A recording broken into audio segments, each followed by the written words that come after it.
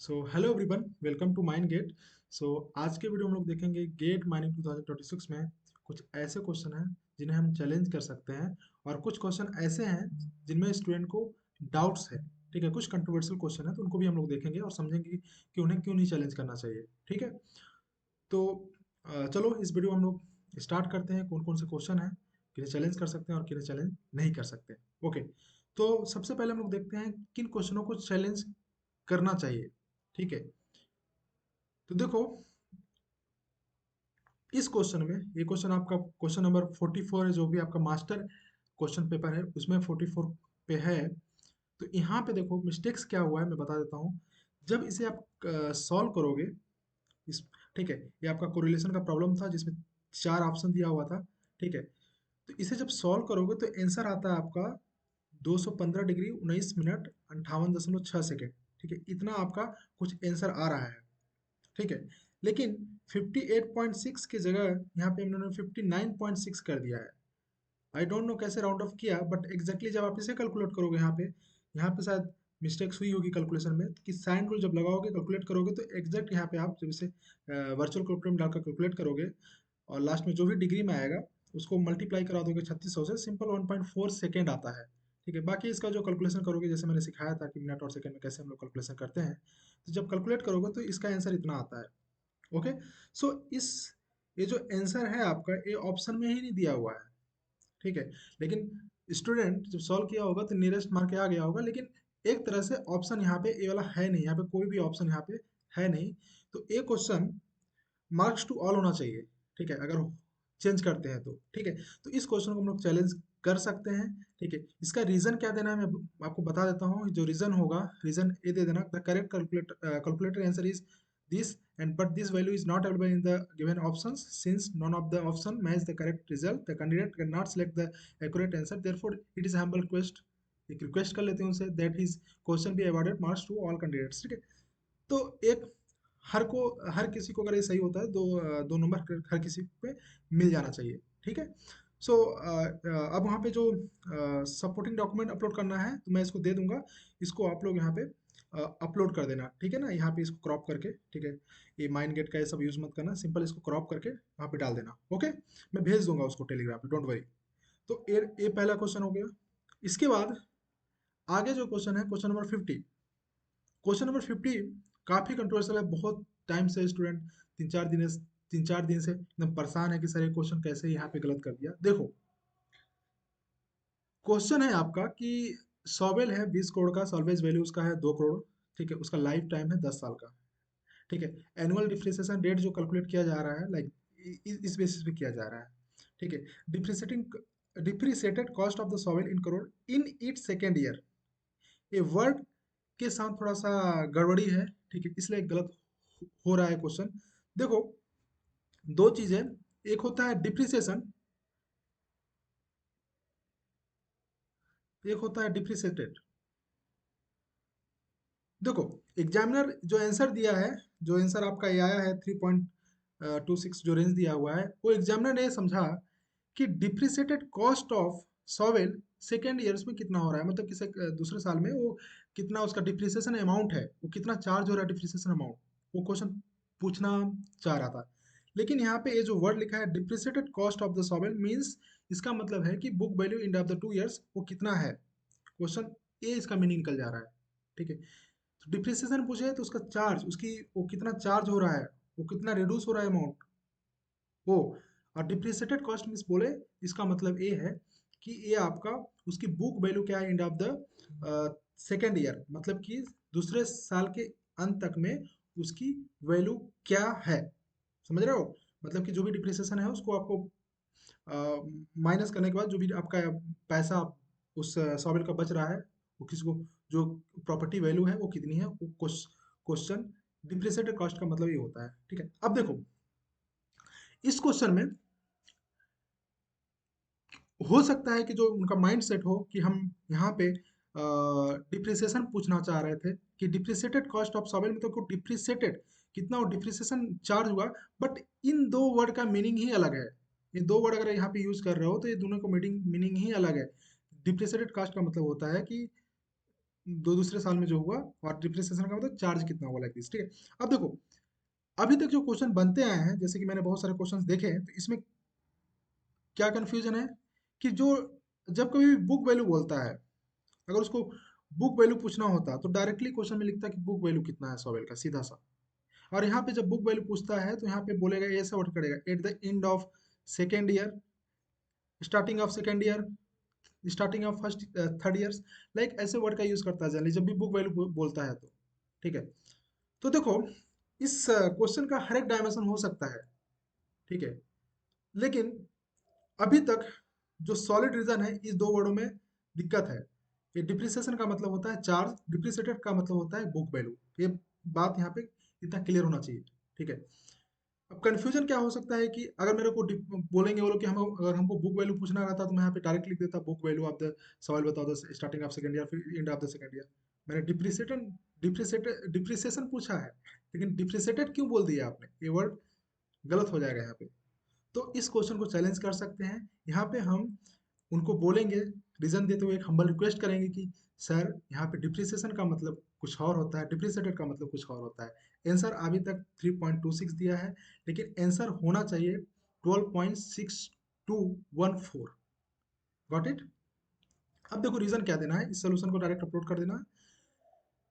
देखो रीजन, इसमें reason, okay, मैंने रीजन दिया है कि the depreciation cost and depreciated cost are two different accounting term with the distinct meaning.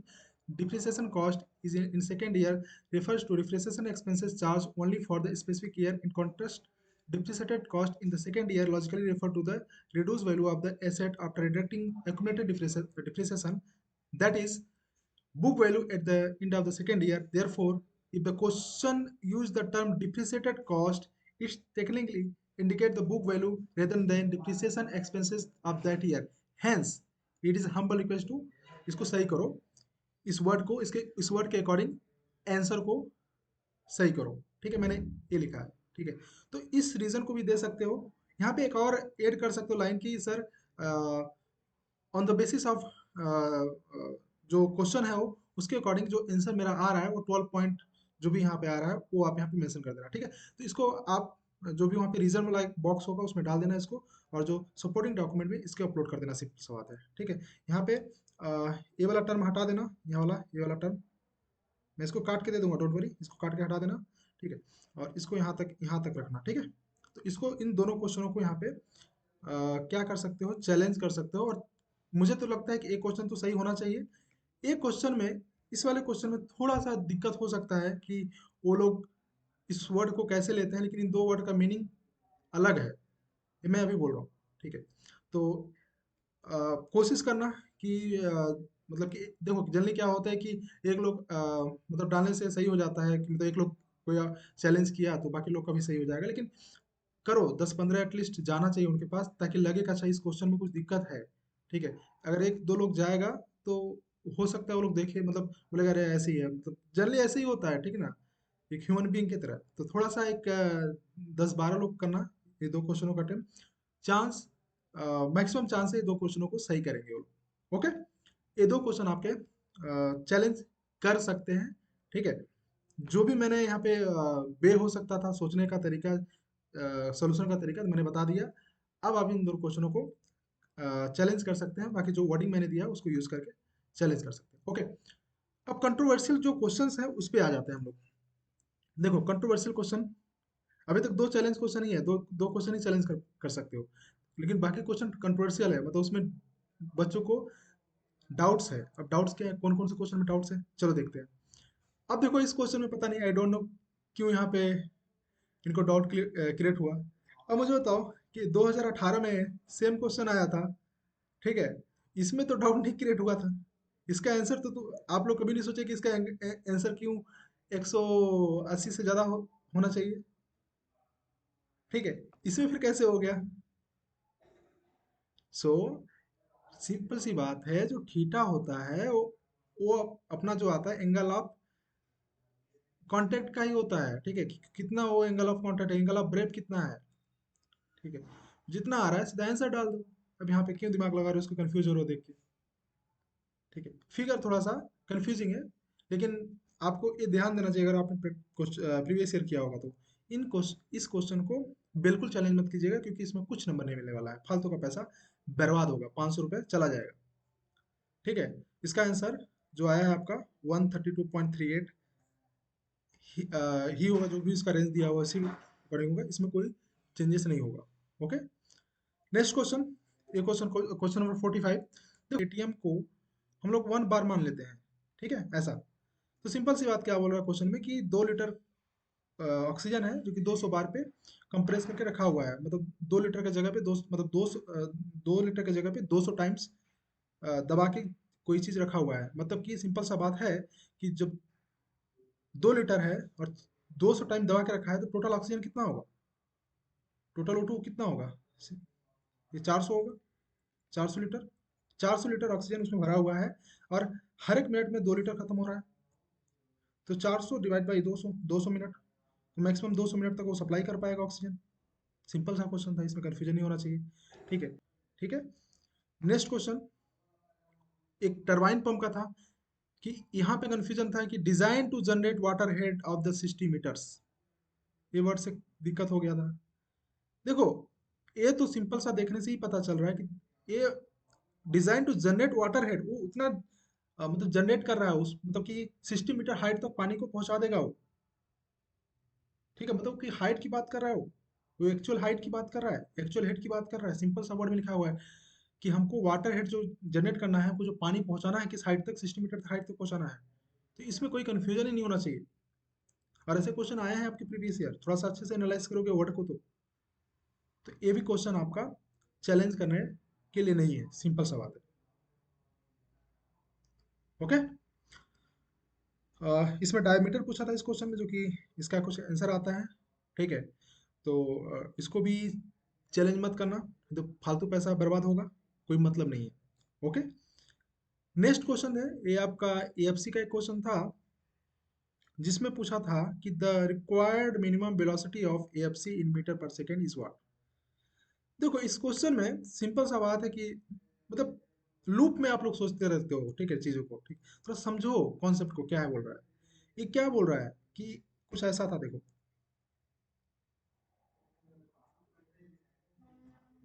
ये आपका कुछ मतलब वेब कट मार रहा था, कितना है 0.5 का।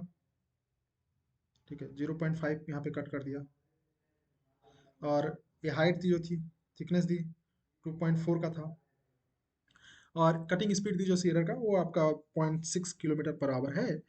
तो क्वेश्चन में पूछ रहा है कि एफसी का ट्रांसपोर्टेशन जो क्रॉस सेक्शन कोल का जो एरिया है वो 0.24 है।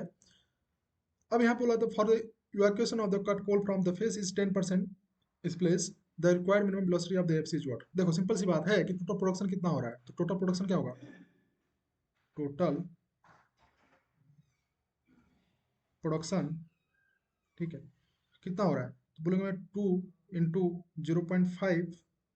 ओके, अब ये इतना आपका मीटर स्क्वायर में आ गया, ठीक है ना। अब देखो यहाँ पे स्पीड भी दिया हुआ है, तो स्पीड का मल्टीप्लाई करा दोगे तो ये आपका 0.6, या किलोमीटर में तो 5/18 कर दो, मीटर पर सेकंड में हो जाएगा। सिंपल सा बात है कि 1 सेकंड में वो कितना कर रहा है, इतना प्रोडक्शन कर रहा है, इतना क्यूबिक मीटर कर रहा है। ओके, इतना क्यूबिक मीटर प्रोडक्शन वो 1 सेकंड में कर रहा है, सिंपल सी बात है, समझना।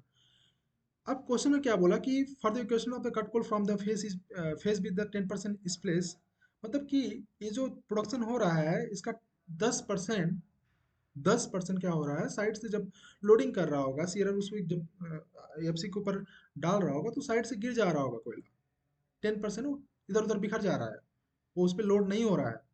तो लोड कितना हो रहा है, 90% हो रहा है।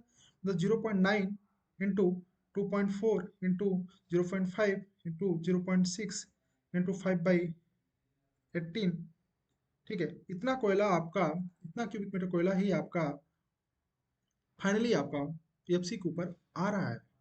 तो ये जो कोयला है ये किसके इक्वल होना चाहिए, ये जो जो कोयला प्रोडक्शन हो रहा है, ये जो इसकी प्रोडक्शन जो रेट है, ये किसके इक्वल होना चाहिए, जो भी आपका कैपेसिटी रेट है, जो भी आपका कैपेसिटी एफसी का है।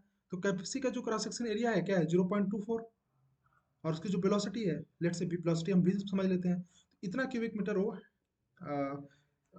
हर एक सेकंड में वो हैंडल कर सकता है, हर एक सेकंड में। तो सिंपल सा बात है कि दोनों के कैपेसिटी को इक्वल होना पड़ेगा, तभी वो मिनिमम वेलोसिटी मिल पाएगा। मतलब कि तो जितना कोयला लोड हो रहा है, जितना आपका हैंडल कर रहा है, दोनों का रेट इक्वल होना होगा, तभी जाके आपका ये वेलोसिटी आपका यहाँ पाएगा। तो यहाँ पे जो मिनिमम वेलोसिटी आना चाहिए कि अगर 90% लोड हो रहा है तो मिनिमम वेलोसिटी आपका जो एफसी का होगा वो आपका कुछ इतना होगा। ठीक है, इसको सॉल्व कर लेते हैं, कितना आता है। 0.9 into 2.4 into 0.5 into 0.6 into 5 divide by 18। Okay, into 0.24। Okay, तो इसका 0.75 एकदम एग्जैक्ट आंसर आता है मीटर पर सेकेंड। ठीक है, तो सिंपल सा बात ये है कि 90% कोयला लोड हो रहा था एफसी के ऊपर, उसके अकॉर्डिंग उसकी मिनिमम वेलोसिटी कितनी होनी चाहिए एफसी की, क्वेश्चन में पूछा था। अब स्टूडेंट लोग क्या कर रहे हैं कि एफसी की एफिशिएंसी को ही डाउन कर दे रहा है, उसको 90% समझ के कर दे रहा है, 0.9 इधर मल्टीप्लाई कर दे रहा है, जो कि उसका रीजन है ही नहीं उसका। सिंपल सी बात है कि एक साइड प्रोडक्शन हो रहा है, एक साइड उसको हैंडल कर रहा है, दोनों के रेट को इक्वल होना पड़ेगा, तभी जाके आपकी मिनिमम वेलोसिटी उतना होना चाहिए, तभी जाके कोयला आपका 90% जो उसमें लोडेड होकर जा रहा है वो हो पाएगा। ठीक है, तो इस क्वेश्चन को भी चैलेंज करने की जरूरत नहीं है, ये सिंपल क्वेश्चन था, लेकिन इस लूप में क्यों फंस रहा है आई डोंट नो।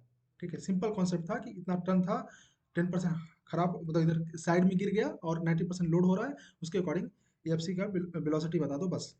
तो 0.75 इसका एग्जैक्ट आंसर आता था। Okay, so no need to challenge this question. ठीक है, इसको भी नहीं करना है। हाँ, तो टोटल मैं बता दूं आपको, दो क्वेश्चन चैलेंज कर सकते हैं, और इन सब क्वेश्चनों को चैलेंज करने की कोई जरूरत नहीं है। ओके, सो इस वीडियो में था, आई थिंक आपके जो डाउट थे वो क्लियर हो गए होंगे अब तक।